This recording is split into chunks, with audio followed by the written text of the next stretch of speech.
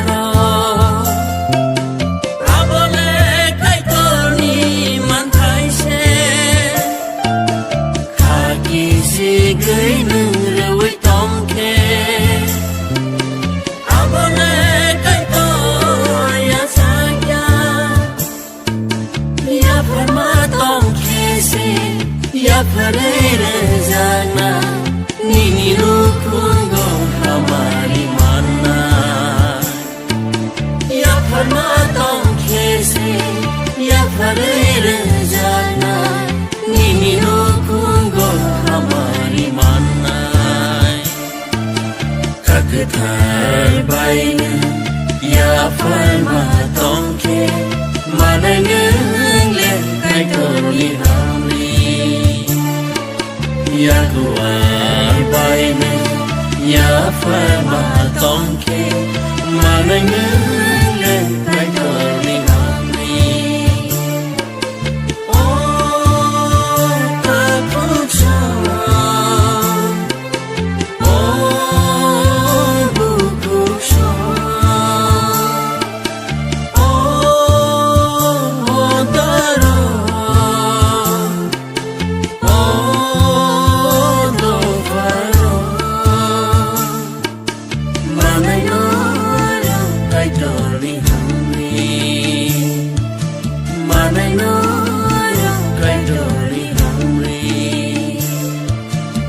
cứ thả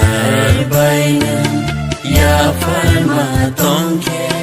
mà nay nương lên cái cờ đi hàm vi ya kuwa bay nương ya phải mà tông khe mà nay nương lên cái cờ đi hàm vi mà nay nương